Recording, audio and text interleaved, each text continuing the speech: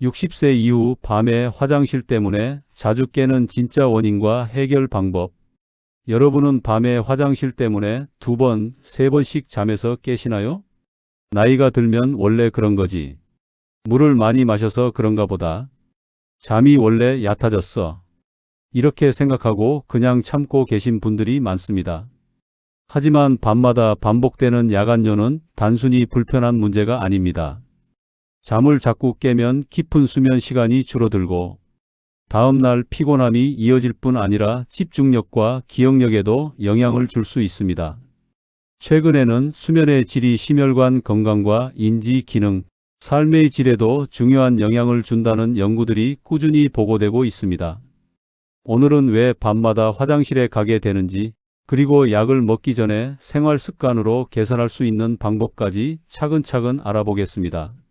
먼저 야간요가 무엇인지부터 알아보겠습니다.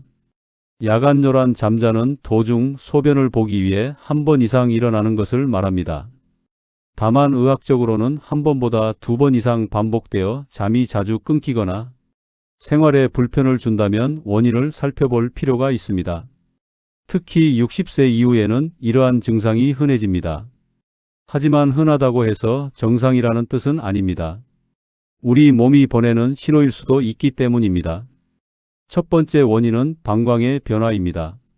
나이가 들면 방광의 탄력이 조금씩 감소합니다. 젊을 때는 많은 양의 소변을 저장할 수 있었지만 나이가 들수록 조금만 차도 소변이 마려운 느낌을 받을 수 있습니다. 그래서 실제 소변량은 많지 않은데도 여러 번 화장실을 가게 되는 경우가 있습니다. 특히 방광이 과민해지면 작은 자극에도 소변이 급하게 마려워질 수 있습니다. 두 번째는 전립선 비대증입니다. 이 내용은 남성에게 해당됩니다. 전립선이 커지면 요도가 눌려 소변이 시원하게 나오지 않습니다. 방광 안에 소변이 남게 되고 금방 다시 소변이 차는 느낌이 들 수 있습니다. 낮에는 괜찮다가도 밤이 되면 더욱 심해지는 경우도 있습니다.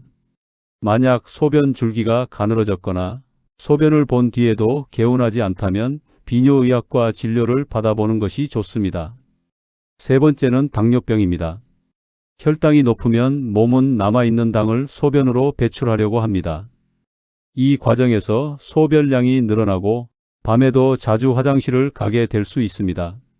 목이 자주 마르고 물을 많이 마시며 체중이 줄거나 피곤함이 계속된다면 혈당 검사를 받아보는 것이 좋습니다. 네 번째는 심장과 혈관의 변화입니다.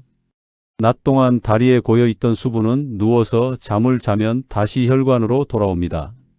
신장은 이 수분을 소변으로 만들어 배출합니다. 그래서 다리가 잘 붓는 분들은 밤에 소변량이 많아질 수 있습니다. 특히 저녁이면 양말 자국이 깊게 남는다면 한번 확인해 볼 필요가 있습니다. 다섯 번째는 저녁 습관입니다. 잠들기 직전에 물을 많이 마시는 경우가 있습니다. 건강을 위해 물을 많이 마셔야 한다고 생각하기 때문입니다. 하지만 잠들기 직전 과도한 수분 섭취는 야간요를 늘릴 수 있습니다. 중요한 것은 하루 동안 충분히 마시고 잠자기 2시간 전부터는 필요 이상으로 많이 마시지 않는 것입니다. 단, 탈수를 피하기 위해 의사의 지시 없이 물을 지나치게 제한해서는 안 됩니다. 여섯 번째는 카페인과 술입니다.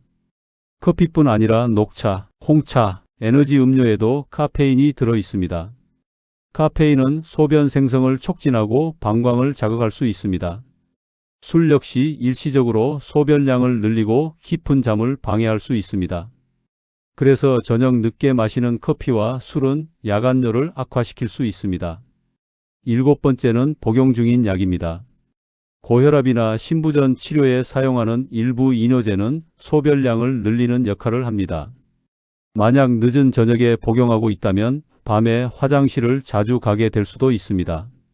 하지만 임의로 약을 끊거나 시간을 변경해서는 안 되며 담당 의사와 상담해 복용 시간을 조정하는 것이 중요합니다.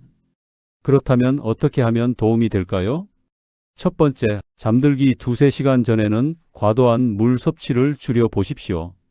두 번째, 저녁 이후에는 커피와 진한 차를 줄여 보십시오. 세 번째, 술은 숙면을 돕는 것이 아니라 오히려 깊은 잠을 방해할 수 있다는 점을 기억하십시오. 네 번째, 낮에는 꾸준히 걷기 운동을 하십시오.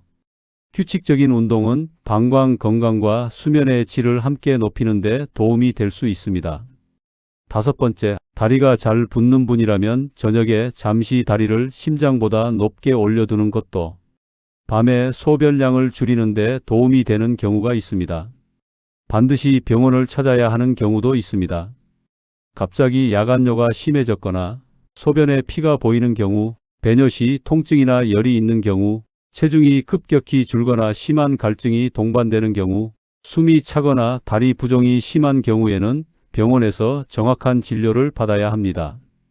이러한 증상은 단순한 노화가 아니라 다른 질환의 신호일 수 있습니다. 많은 분들이 밤에 화장실을 가는 것은 나이가 들면 어쩔 수 없다고 생각합니다. 하지만 생활 습관을 조금만 바꾸어도 증상이 완화되는 경우가 적지 않습니다. 무조건 참는 것이 아니라 원인을 찾고 관리하는 것이 중요합니다. 좋은 잠은 단순히 피곤함을 푸는 시간이 아닙니다. 우리 몸과 뇌를 회복시키는 소중한 시간입니다. 오늘부터 딱 한 가지라도 실천해 보십시오. 잠들기 전 물을 조금 줄여보는 것, 저녁 커피를 끊어보는 것, 매일 같은 시간에 잠자리에 드는 것. 이 작은 습관이 쌓이면 밤이 달라지고 아침이 달라질 수 있습니다. 오늘 영상이 도움이 되셨다면 구독과 좋아요는 건강한 정보를 꾸준히 전하는 데 큰 힘이 됩니다. 오늘도 건강하고 편안한 밤 보내시기 바랍니다. 감사합니다.